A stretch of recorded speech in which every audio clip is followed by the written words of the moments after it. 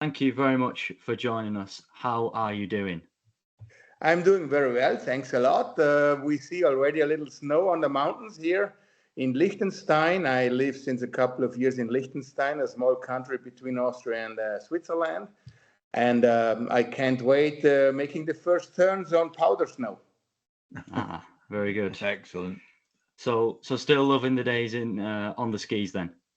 Yeah, not all the days. In summer and spring, I play golf, I go hiking, bicycle riding.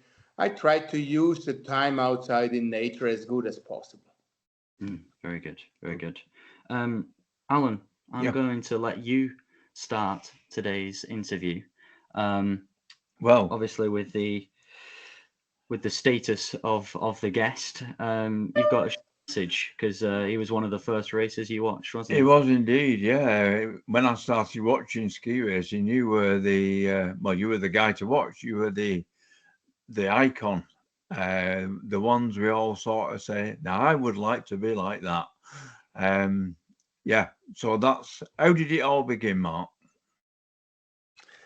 Thanks a lot for the compliment. I can remember that David Vine from Ski Sunday, he reported very regularly from the World Cup in the 70s, in the 80s, and even in the 90s. And Yeah, a lot of people from UK, they followed these TV shows, and it was a very good publicity for racing then. Huh? yeah, yeah. They did. Hmm. They did. So how did you get involved yourself in actually ski racing? It was more or less a coincidence. My father was already a racer on local base in the 50s, and then he broke his legs during a race. And then when I came around, I was born in 63, and he tried to ski with me when I was 4 years old, which was a little too early. With 5 years, I learned it very quickly, and when he forgot to tell me to make any turns on the top of the mountain, I automatically skied straight because I was from nature a downhiller. So that was actually the speed I really was looking for. And when he forgot to tell me to make turns, automatically I went straight. So that's where the speed comes from. Yeah, Yes, also now yeah, for sure I ski much more safe now. You have to also because too many people on the slopes, and yeah. my bones are not so flexible anymore, and the ligaments, so I have to be a little careful. Yeah. Yes. Um, Check it out. yeah, yeah. So you obviously the big part of your early career was the switch, and I think that is a very interesting story. Um, Making a national switch much earlier than many racers that make that decision when they maybe have even appeared on the World Cup. But what was the main reason behind moving away from one of the biggest ski racing nations in the country? Well, And did what? in the world. Yeah, sorry, in the world. Yeah, not the country, the world. And did you see this as a real advantage to move away to move to Luxembourg and ski for them? I was indeed very young when my parents decided to switch the federation from Austria to Luxembourg. I was only 12 years old in 1976. We met the people from Luxembourg, a Luxembourg delegation with the president on an international children's ski race in St. Moritz, the OFO Grand Prix. And uh, logically, I won the race, but my father, he asked the president, "Is it possible to change the federation?" And it was only a very short discussion, and they agreed. And we went up the next month, making a medical examination, and then I had the license. So it was quite easy. But before me, there were already other racers that changing nations and federations, like Elena Matus, like I think Hanni Wenzel also that changed the Yeah. nation when she was already young. So I was by far not the first one, but it turned out well. It was a little risky because my parents had to finance all my young career. And if I hadn't been successful in a very early time, I think we had to quit because it became so expensive traveling around the world, making the World Cup races and everything. paying everything by ourselves. And the federation didn't support financially. They supported morally, but not financially. So it was all on my parents until I got my first contracts when I was already very young, with 15, 16 years of age. Mm. Do you think that was one of the reasons why it helped to drive you on to become successful? Pardon me? Huh? Do you think that one of the reasons why you was successful was because of the fact you was doing it on your own and you had to make a go of it?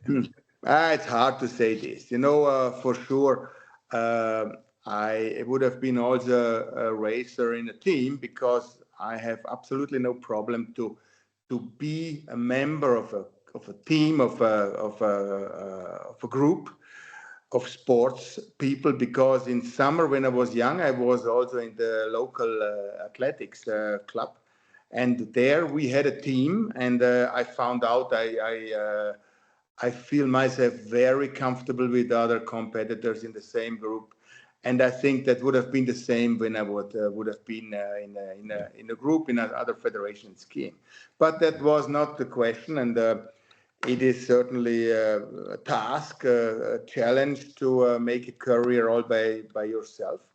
The attitude, the motivation is a complete different thing, and also the technical evolution, because you don't have any other athletes to copy things which they are good in, and you have to motivate yourself every day new to go on the limits, especially physically, and go out on the snow in the worst weather you can imagine, and staying alone in hotels and regions. So these are a lot of negative moments, but certainly the goal was always the same: winning races, becoming the best racer in the world, and then you find the solutions, even if you have to do it by yourself. Very good. Thank you. Do you feel, looking back now, do you feel that you would have been as successful as you were had you been with a bigger federation, or does the success, as Alan says, partly come from the way you broke away and went independent? In certain moments, it would have been certainly an advantage to be in a bigger federation, because you find mistakes better in a group than you do it by yourself. But in general, the situation with Luxembourg was positive, because we could decide wherever we want to train and whenever we want to train, and we could decide also hotels and locations, and we had no pressure from officials from the top. So we were completely free, with the negative aspect that we have to finance everything by ourselves. So it was quite an expensive freedom we bought ourselves. Yeah. And at this time, when you were sort of 12, 13, 14, did you feel at that moment, and did your parents feel at the moment, that you could go on to become one of the best skiers of all time? No, I don't think that we were thinking already so far into the future. When I was 12, 13, 14 years old, and I won almost all the children's races against Austrian, Swiss people, German, Italian people. So when I started at FIS races with 14 years of age, I had the big number 138. And I was convinced they're going to win this race, because I won it already the years before. Why I shouldn't win now? So that was a little very difficult situation from me mentally, because when I found out that the snow conditions, the slopes in slalom, racing with big numbers of 140, were completely different than when you are in the first seat. And in that time, Stenmark, Bojan Križaj, Paul Frommel, Popangelov, Klaus Heidecker. So these were Phil Mayer. These were the top racers in that time. In UK, unfortunately, nobody was. Only Konrad Bartelski a little later, but only in downhill. But then it was a shock. The first run I made, I lost 7 or 8 seconds, or even 10. And I thought, what the hell happens here? Do I race on the wrong planet? Or because I didn't understand the world anymore, and I was completely on the wrong boat that time. And it took me a while to find solutions to get my brain back on track, because it was really a mental shock to go from winning races to becoming almost last with 10 seconds distance to the best man in every run. And then I found a solution for myself, that I was looking for, let's say, racers. They had bit numbers 70, 80. They were maybe 2 or 3 seconds faster than me. So my first target to go on the ladder up back to the sky was to control the racers with the bit numbers in front of me, which happened quite quickly. And as soon I had it, maybe a couple of weeks later, I got the BIP numbers 70, 80. The BIP numbers 40 to 50 were my target. So after 1 or 2 years, I could handle myself also mentally, that I was able to even skiing to the top 10 in FIS races, which was already a big success, especially mentally, when I remember this time that I became last in the first races of FIS. And after 3 months or 4 months of winter season, I already was starting in the second seed of FIS races. I could place top 10. That was indeed a very big success for me, which pushed me mentally very heavy for the next season. Hmm. And then beyond that, I believe you got your first podium at 17 on the World Cup, first victory a couple of years after that, and surely at that point you're on a really big high in terms of the results were coming on the best level in the world. So was there a certain element of confidence that over the course of your career did lead to consistency? For sure. From the first moment when I started racing, Stenmark was already on the road and winning races. He started becoming good in the end of 74, winning races in 75. I started in World Cup and FIS in 78. So he was the absolutely top of the world since many years. And that was also my goal, to beat him. But as I told you, losing 10 to 12 seconds a run in the beginning, that was quite far away, that target. But after 2 or 3 years, when I was 16, 17, I, I, I was already quite close, but it was difficult to beat him. I bet him in Wengen out of nothing. I was 8th in the first run or 9th, and I could beat him. He was leading after the first run, after a second run. And I bet him with the second in the second run. I got the leader, became the leader, and practically I won the race. But 2 numbers behind me, Bojan Krišaj, maybe the second best racer in that period. He probably, he told me that later. He said, "Listen, if Girardelli, a nobody, can beat Stenmark, I can beat him too." And then he reached everything and he won everything. He bet me again. And when I see how he finished the run, and he couldn't believe that he won the race, because he was number 11 after the first run.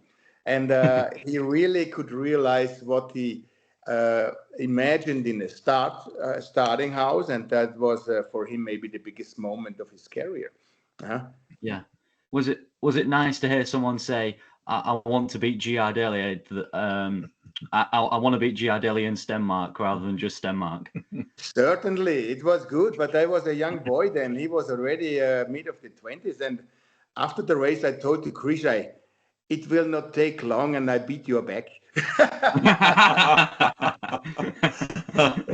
Very good. Well, next year, I think that 1 or 2 years he had no more chance. So then it was gone. The name Bojan Krišaj was nice having on the second podium, but not on the top. Very good. So, what made you go for all the disciplines? At what age did you decide to go to, well, all the 5 disciplines? I was quite young already. I was 19 in the end of the season, because I won already my first race. I became second in GS behind Phil Mayer in Aspen in spring '83.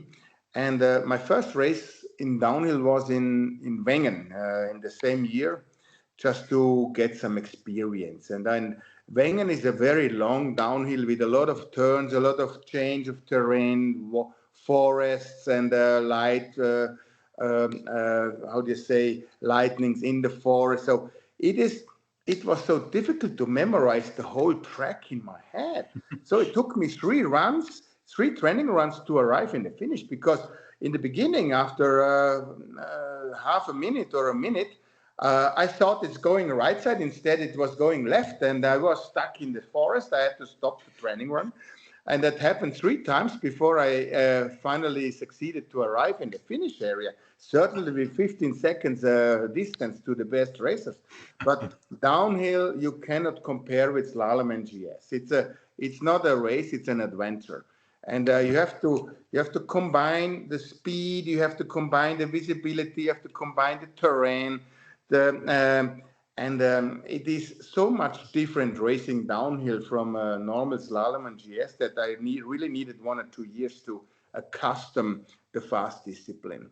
And as I told in the beginning, as a young kid, I was fascinated by speed. So the speed was never a problem in downhill, not from the first moment, but to get the brain changed to the races in downhill, it needed some time to be competitive there. And I think the first time I started in '83, I injured myself heavily in spring. Right after Aspen, I had a serious injury, and it took me almost a year to recover.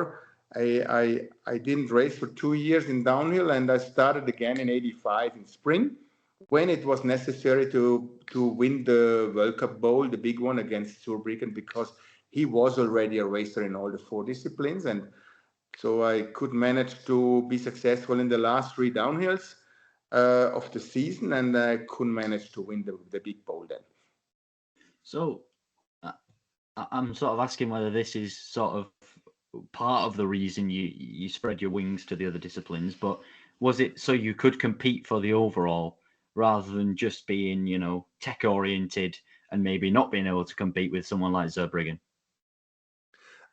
Yes, for sure. The downhill always was in my head, but Right. I didn't know exactly when I started, because as we were all by ourselves alone, it was also difficult or almost impossible to train downhill, because I was not allowed to train with other teams. I was allowed, but they said, no, you cannot train with us, not with the Swiss, not with the German, not with the Austrian.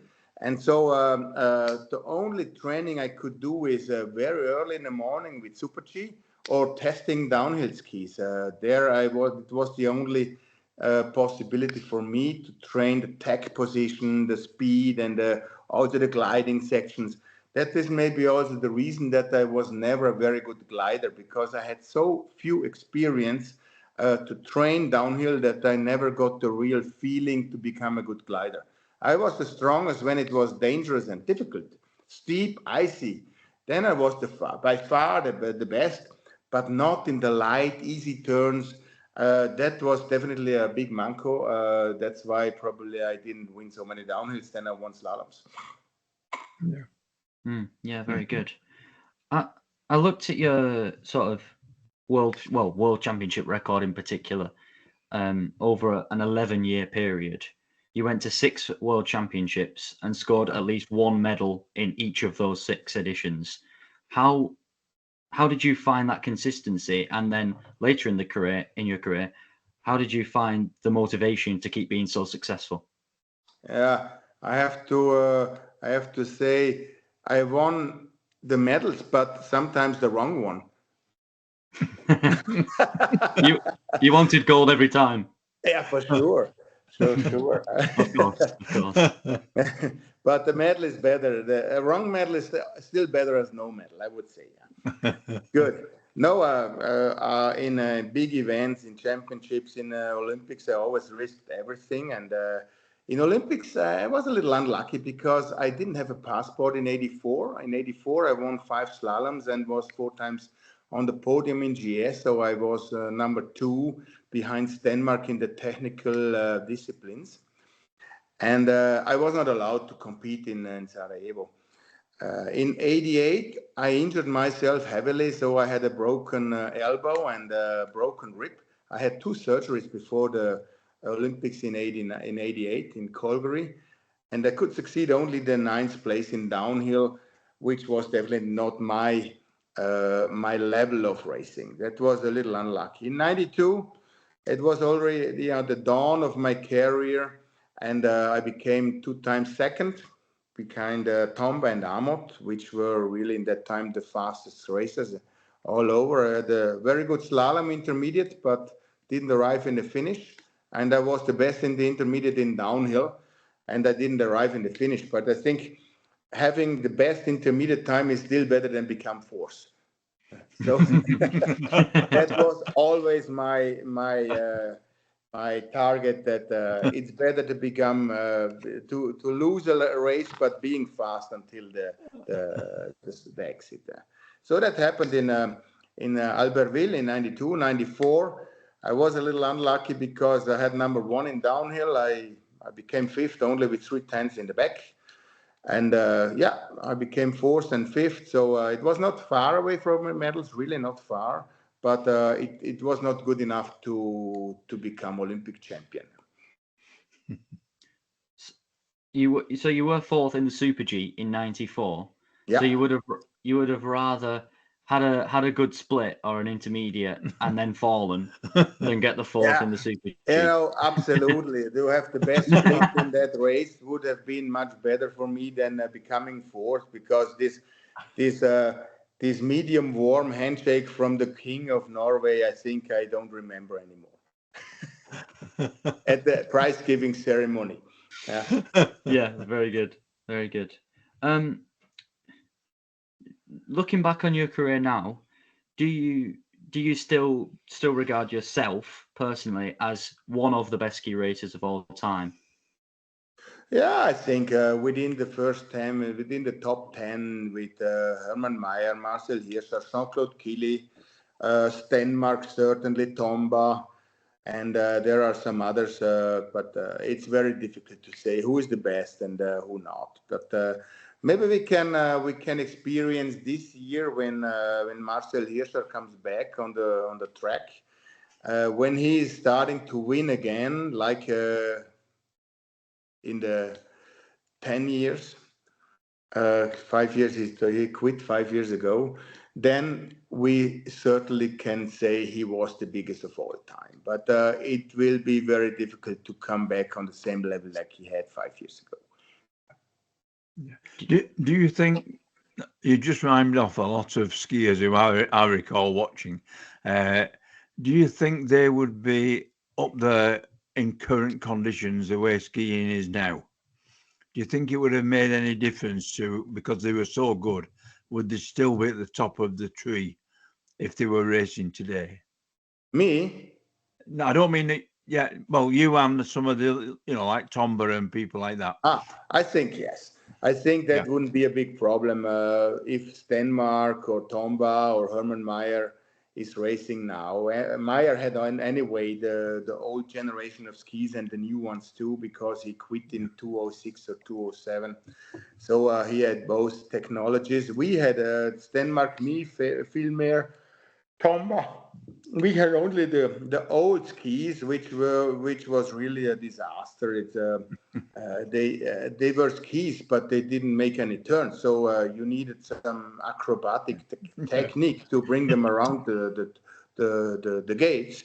So the carving skis are so much easier to ski in general that you cannot compare it. Let's say if you race a giant slalom with 1 minute with the old skis out of the 80s, for example. I made this test already once a couple of years ago, and the carving skis from now, you're gonna have a difference of 6 to 8 seconds in one run, easy. Right. Yeah. It depends a little if it's set if it's in the flat or if it's in the steep. If the run is very turny and in the steep, it might be 15 seconds, because it's so more hard to turn the old skis around the corner and to trace the tracks. the course setting is much more turnier now than it was 20, 30 years ago. Yeah. That is the reason. So I think a guy like Tomba, Stenmark, Phil Mayer, and even myself, also Zurbriggen, we will not have any problems to adjust the new technology with the skis. We would change a little the physical preparation because you need to be stronger in the legs, in the back, because the pressure during the turn is bigger than it was 30 years ago. Yeah. Thank you. Very good. I just want to touch on Marcel Hirscher again. Yeah. Do you think he can win a race this season? I wish that he wins a race, but I doubt he will, because I heard some voices from his training, and also the circumstance that Christoffersen is racing with the same material, with the skis and the Van Dier boots, and he had terrible problems the last year. Instead of winning 4 or 5 races, he could place only twice with certain snow conditions on the podium, which is definitely below the level of a Christoffersen, who is probably the best technique skier since Marcel Hirscher quit 5 years ago. So I think these are the principal problems also from Marcel Hirscher. I talked also with the father of Marcel, with Ferdl, a couple months ago, and I heard that they are still trying to find the original mistake. What happens that the material doesn't fit anymore together like the years before. But so it looks like they are not on the top performance now.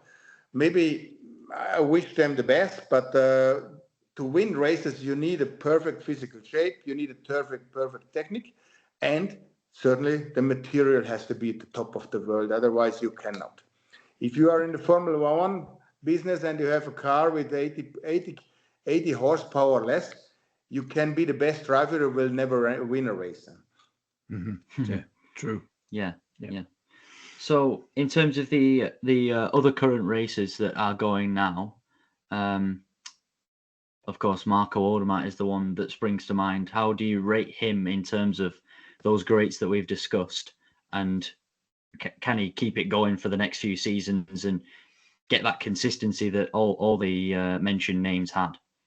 I know Marco very well. He's a very, very humble guy and a completely different character like Hermann Mayer or Marcel Hirscher, who were quite close during the ski season. Marco Odermatt is very open. He also drinks sometimes a beer too much together with Sarrazin from France. They are good friends. And it is unusual that somebody who is such a absolutely outrageous racer like Marco Odermatt, beside the race is so natural, normal, can coming along with normal people, talking with them, drinking a beer. I don't say he smoke a cigar with them, but I think if I offer him after Olympic Games a cigar, he would smoke it with me. So he's really something outrageous as a top athlete, and which didn't happen till now. He's really something different, and I think that he can keep the level a couple more years. Yeah, definitely. Yeah. Of jumping back to your career, of all the globes, the wins, the medals, which one do you value the most, and which one is the most important to you?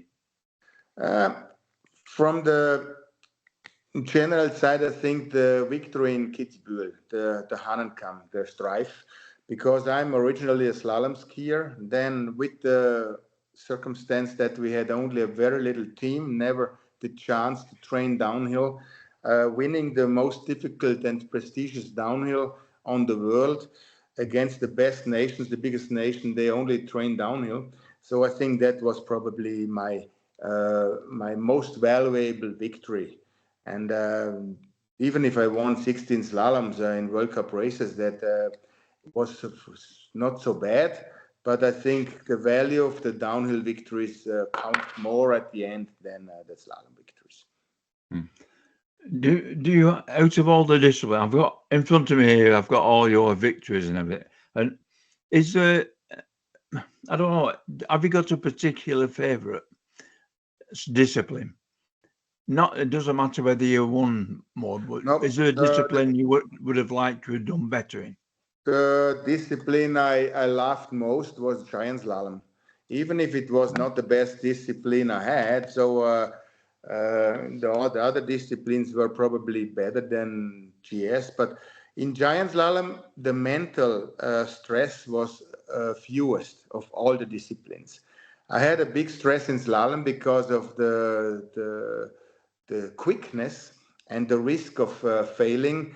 And in the speed discipline, certainly Super G and downhill, I injured myself heavily. That was from the mental side much heavier than the GS. And that's why I enjoyed GS skiing most, because it's also the most natural kind of swing. If you go skiing in a ski resort doing a ski day, usually you make giant slalom turns. So it's the most natural art of skiing.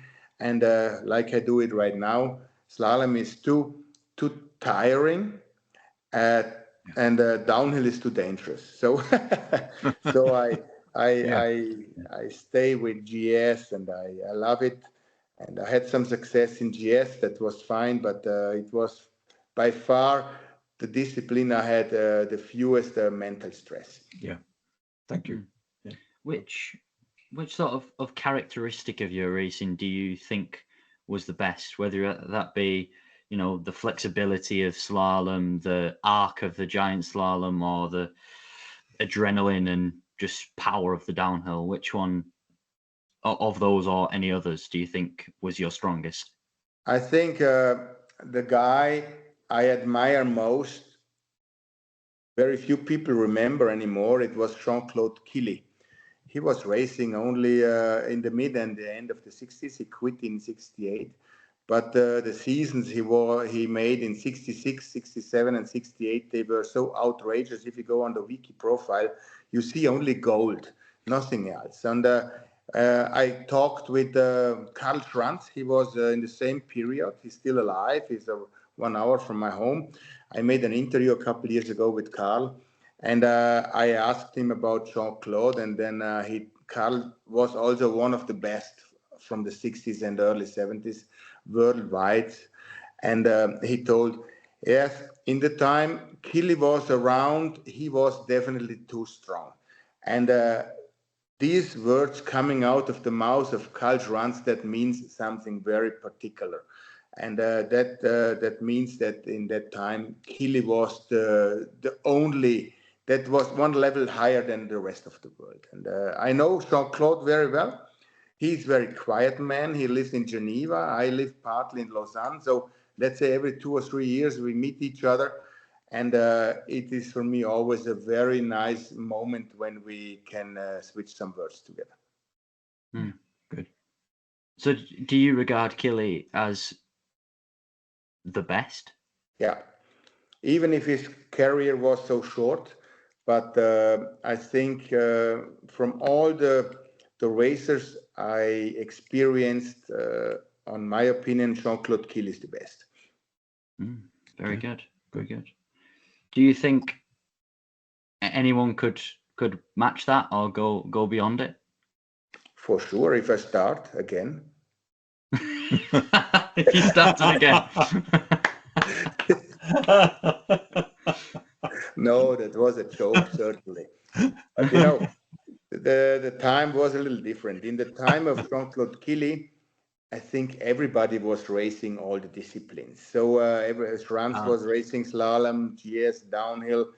Gerhard Nenning was doing that. Nobody, they were certainly sometimes better in downhill or in slalom, but all the racers were more or less, it was normal to do all the disciplines. There were not so many races in that time of the year, in that period, but every racer tried to race everything, also because there were not so many races in the program. Now it's getting very difficult. If you have a calendar of 36, 38 races, in 4 months, you are every 2 days or every 3 days the race. I think now it's getting very, very difficult and specialized to manage to win in all the disciplines. Yeah, yeah. Which season do you feel that you were at your strongest, at your very best? I think the '89 season was for me the best. I could win slaloms, GS, downhill, super Gs, and the combines for the World Cup in Wengen and Kitzbühel. And I think I never was so dominant than in that year. With the combined gold at the World Champs as well.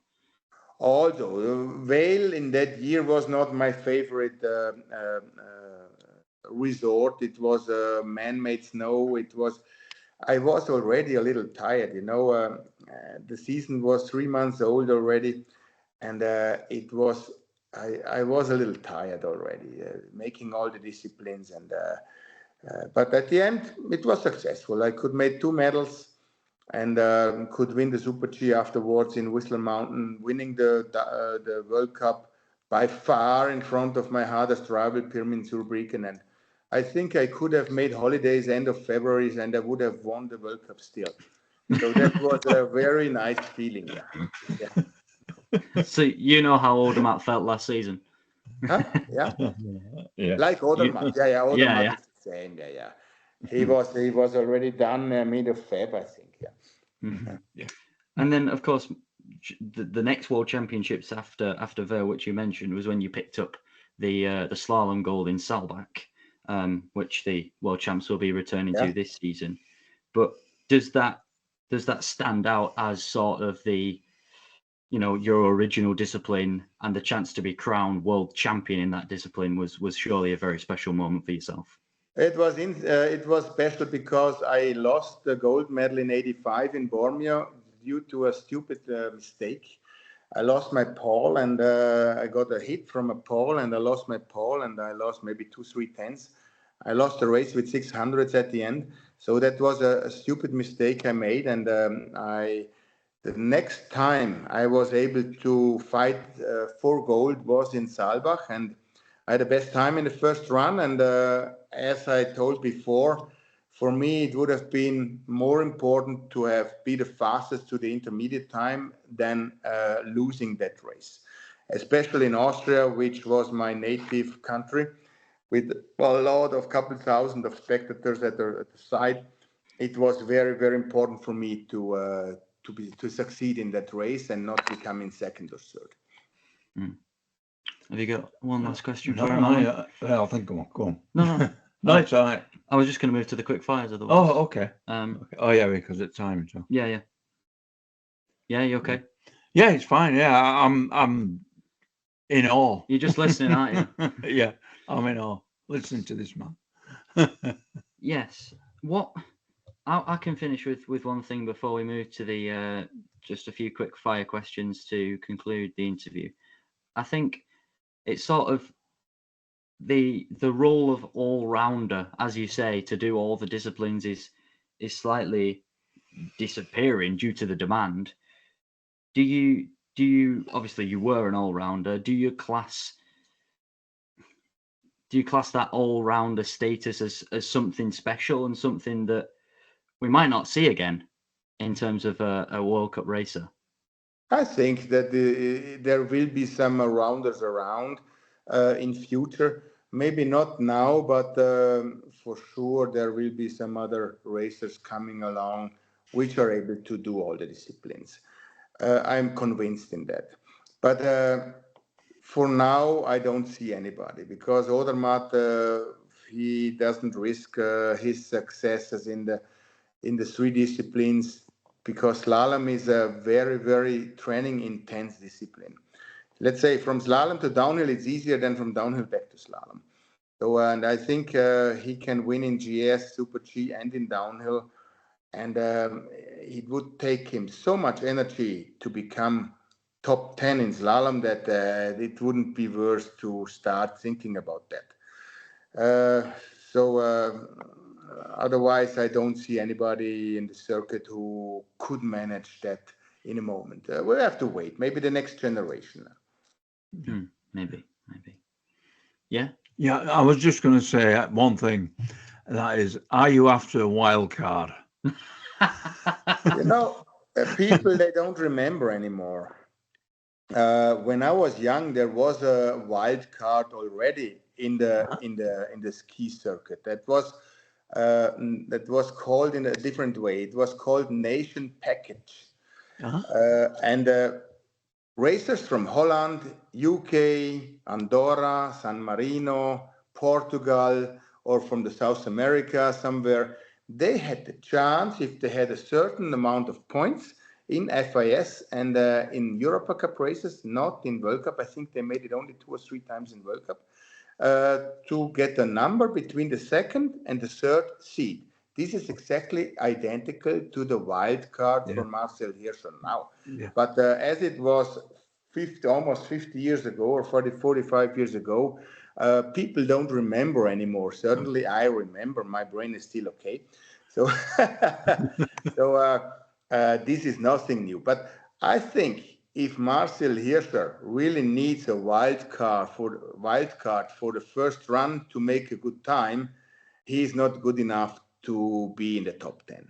So Marcel Hirscher, in the form like he had before his retirement, he would be top 20 in the first run with the last bib number. It doesn't matter what kind of conditions. And he would be top 5 after the second run. He proved it many times already. But if he really needs it for the first run, the wild card, I think his shape is not good enough to make good results anyway. Thank you. Interesting. I'm going to move to a couple of quick questions to finish then. And I'm going to start with your favorite place to ski. My favorite place to ski is Ischgl in Austria, in Tyrol. That's about 1.5 hours from me. It's combined with some Nauen in Switzerland. And but I know some other very nice resorts, for example, Courchevel, Méribel, Val Thorens, Les Trois Vallées, and also San Anton, Arlberg, Lech is beautiful. And in my future, I want to experience some new ski resorts also in the United States. For example, I've never been in Mammoth Mountain. I wanted to ski Sun Valley, or Big Fork in Montana. I want to see it too. So there are so many famous ski resorts that I think I have to ski until the end of my days to experience all them. Yes. To put it down to one moment, what was the best moment of your career? The best moment of my career was maybe my first victory, because I was waiting. I had already 2 years ago podiums. I was 5 or 6 times on a podium, but couldn't manage to beat Stenmark and Filmer. And in Gällivare, my first victory, I could make 2 times best time. I won with 1.4 or 1.5 ahead of the best in the world. Nobody failed. Everybody was in the finish.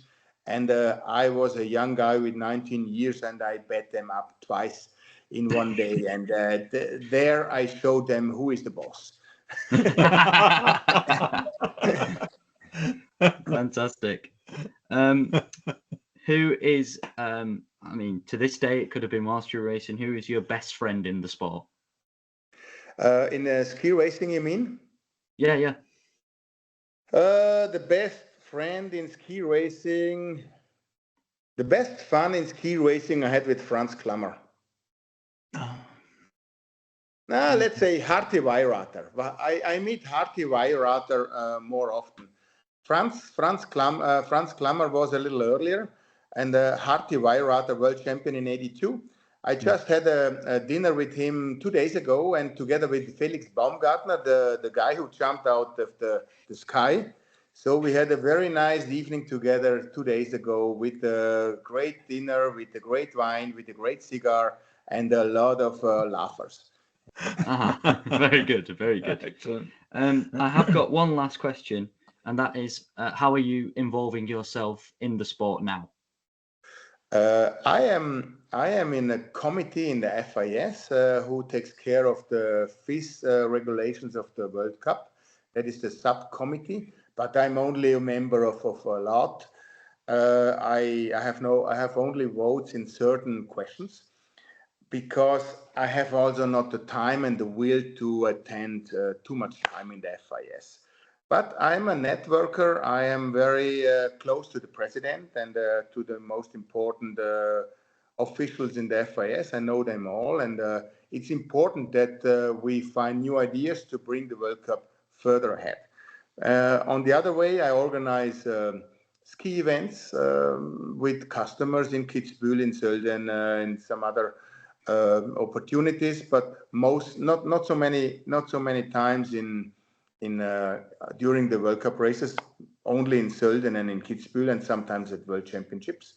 But my involvement in skiing is also my ski garment production. I make ski wear for teams. That means for ski clubs, for ski schools, and for whole ski resorts. For example, last year Madonna di Campiglio acquired all my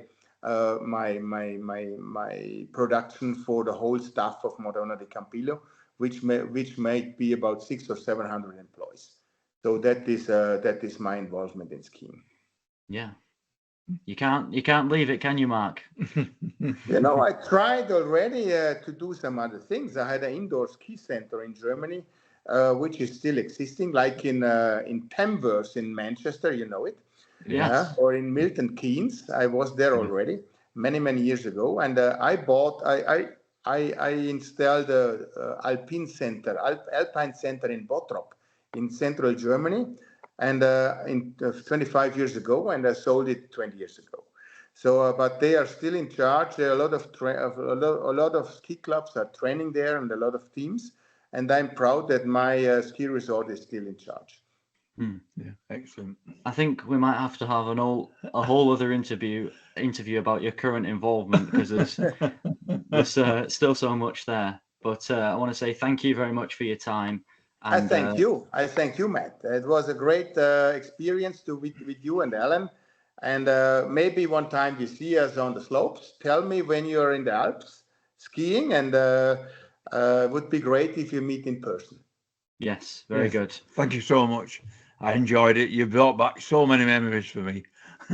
Thanks a lot, Alan. Thanks a lot. Excellent. Yeah. Okay. All right. Thanks very much. Have a good evening. Bye. Ciao, Bye-bye. Matt. Thank you so much. Ciao.